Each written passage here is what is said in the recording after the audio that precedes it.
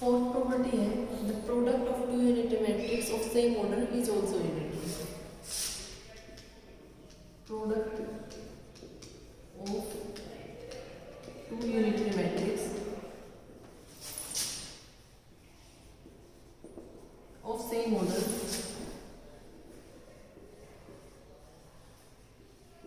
Is unitary. इसका proof देख लेते हैं।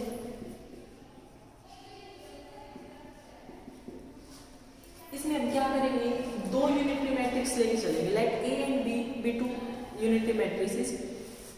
उसके बाद हमें प्रूव क्या करना है कि उनकी जो प्रोडक्ट होगी सेम ऑर्डर की है ए बी, वो भी हमें क्या दिखाना है यूनिटरी। मीन्स हमें क्या दिखाना पड़ेगा, A B into A B theta is equal to identity and A B theta A B is equal to identity. देखते हैं, प्रूफ देख लेते हैं।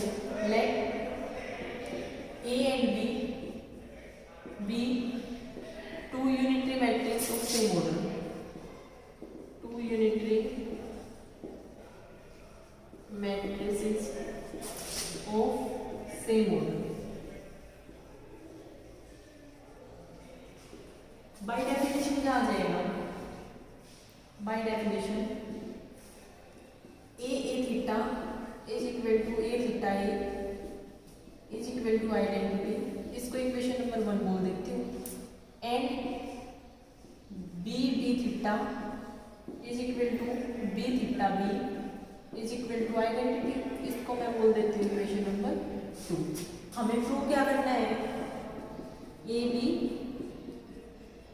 Theta is equal to identity and A B theta A B is equal to identity. ये हमें prove करना है, लेके चलते हैं। Then A B theta is equal to, ये किससे खुलेगा, रिवर्सल लॉ से। क्या लिख दें, A B as it is, इसकी जगह पे क्या आ जाएगा, बी थीटा ए थीटा। यहाँ पे लिख देना प्रॉपर्टी कौन सी यूज की हमने, A B theta is equal to B theta A theta. ये आ गया हमारे पास। यहाँ से A B theta A theta लिख सकते हैं। इसकी जगह पे बी थीटा की जगह पे मैंने क्या यूज कर लिया, आइडेंटिटी। क्या आ जाएगा यहाँ पे, ए आइडेंटिटी ए थीटा बाय 2। यहाँ से क्या आ गया है, किसी भी मैट्रिक्स की अगर हम मल्टीप्लाई करते हैं आइडेंटिटी के साथ तो मैट्रिक्स आ जाती है। तो यहाँ पे ए इंटू आइडेंटिटी करेंगे तो क्या आ जाएगा आपके पास, ए ये as it is A theta. अब ए थीटा किसके इक्वल है, आइडेंटिटी के। फ्रॉम 1 यहाँ पे लिख दो, from 1 is equal to identity. क्या लेके चले थे हम, A B into A B transpose conjugate, किसके इक्वल आ गया, आइडेंटिटी के। अब सेकंड पार्ट में हम क्या लेके चलेंगे, A B transpose conjugate A B equal, ये दिखा देंगे इसके इक्वल आइडेंटिटी के। देख लेते हैं, A B theta A B is equal to, reversal law से खुलेगा, यही वाली प्रॉपर्टी यूज कर रहे हैं। क्या आ जाएगा, बी थीटा ए थीटा, ये as it is A B. इसकी जगह पे हम क्या यूज कर देंगे, ए थीटा ए किसके इक्वल है, आइडेंटिटी के। फ्रॉम 1 यहाँ पे लिख दो, फ्रॉम 1 क्या आ जाएगा, B theta identity B is equal to B theta की जब मल्टीप्लाई करेंगे आइडेंटिटी के साथ तो क्या आ जाएगा आपके पास, B theta B theta B किसके इक्वल है, आइडेंटिटी के। फ्रॉम 2 लिख दो यहाँ पे, फ्रॉम 2 क्या आ गया आपके पास, A B transpose conjugate A B is equal to identity. This implies, इसका और इसका यूज करके क्या आ जाएगा, A B transpose conjugate is equal to A B transpose conjugate A B is equal to identity. This implies AB is an unitary matrix. Is an unitary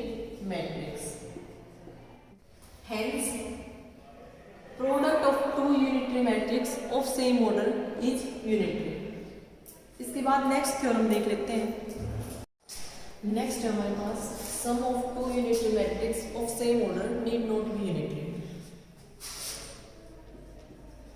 some of two unitary matrix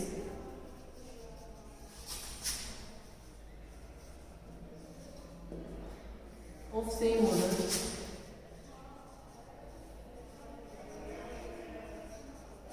need not be unitary, need not be unitary। इसका देख लेते हैं हम solve करके। Let proof let A and B be two unitary matrix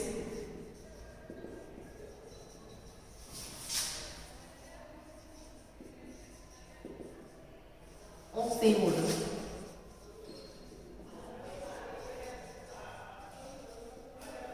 अगर A और B दो unitary matrix हम लेके चले सेम ऑर्डर की, इसका मतलब बाय डेफिनेशन क्या आ जाएगा हमारे पास?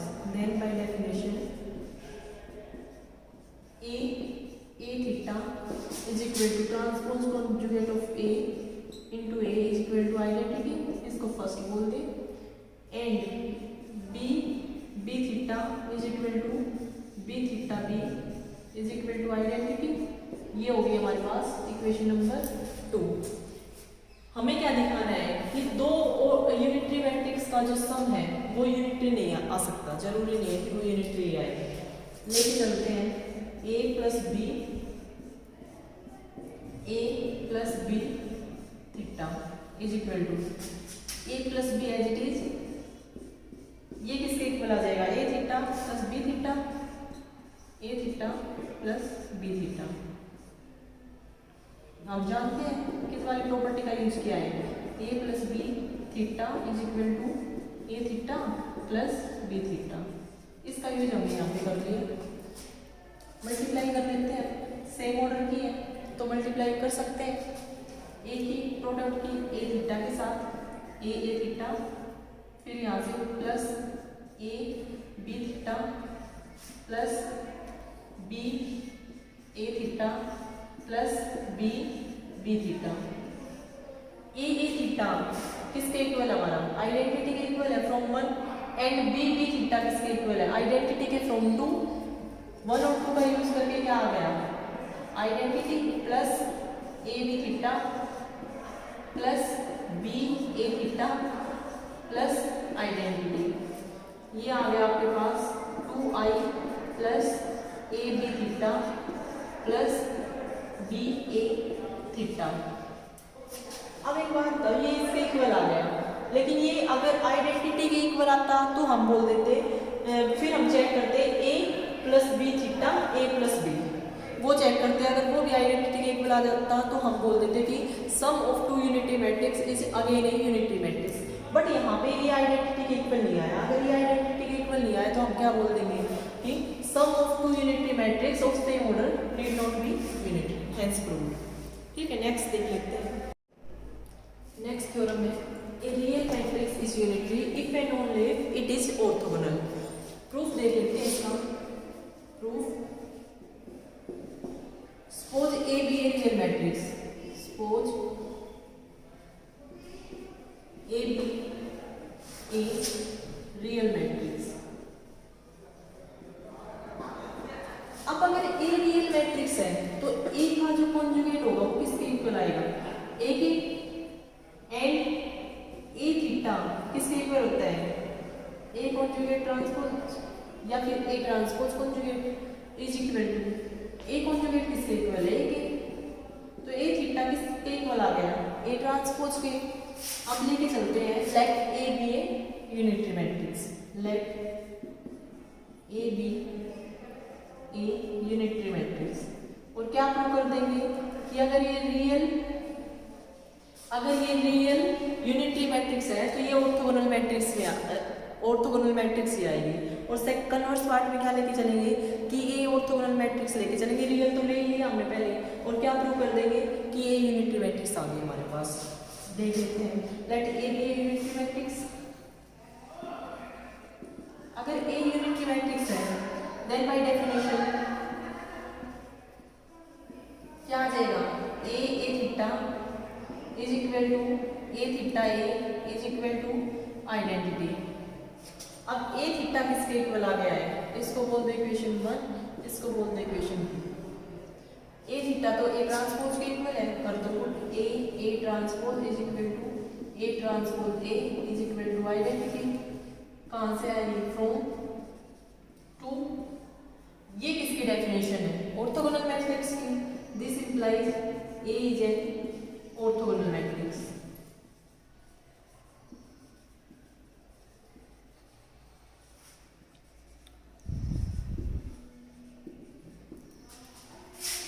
कन्वर्स पार्ट में हम क्या लेके चलेंगे, कन्वर्स लेट ये तो है ही हमारे पास ए रियल मैट्रिक्स तो हमने ले ली। अब हम कन्वर्स पार्ट में लेके चलेंगे A is an orthogonal matrix. Let A be an orthogonal matrix.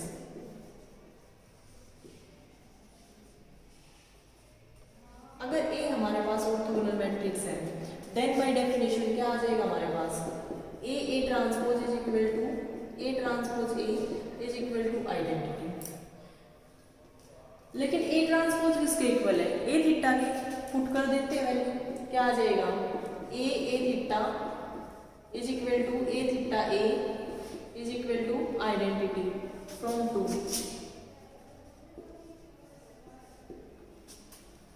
यहां से हमारे पास क्या आ गया, किसकी डेफिनेशन आ गई है, यूनिटरी मैट्रिक्स की। This implies A is an unitary matrix.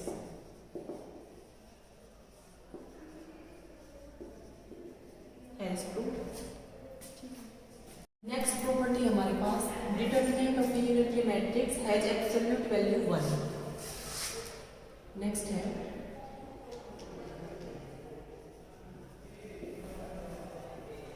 the determinant of a unitary matrix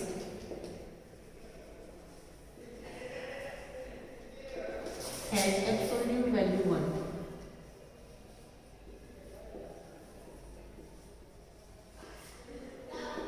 proof दे देते हैं।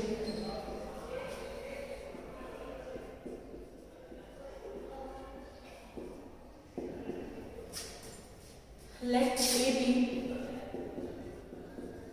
a unitary matrix। अगर A यूनिटरी मैट्रिक्स लेके चले देन बाय डेफिनेशन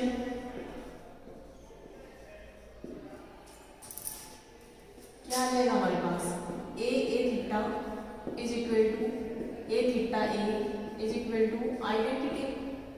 इसको मैं बोल देती हूँ फर्स्ट। यहाँ से मैं सिर्फ ये वाली ये लेके चल रही हूँ, A theta is equal to identity. Determinant निकालना चाह रहे हैं हम ए का। Taking determinant of both sides क्या आ जाएगा हमारे पास, taking determinant on both sides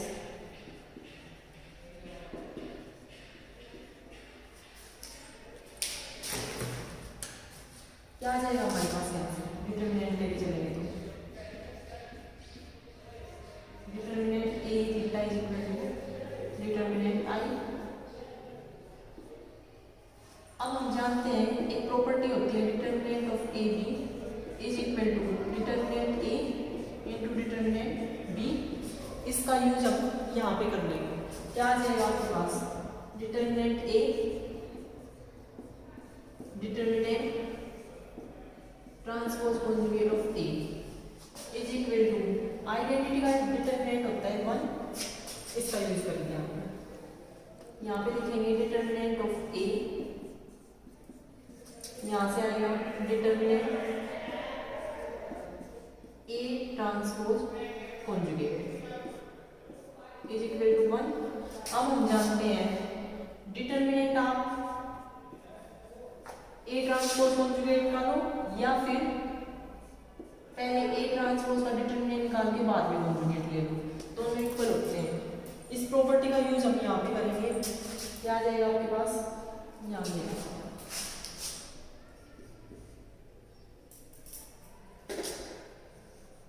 determinant ए, यहाँ पे आएगा डिटर्मिनेंट ए ट्रांसपोज और इसका conjugate is equal to 1।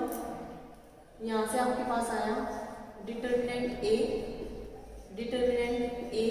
Conjugate, क्योंकि हम जानते हैं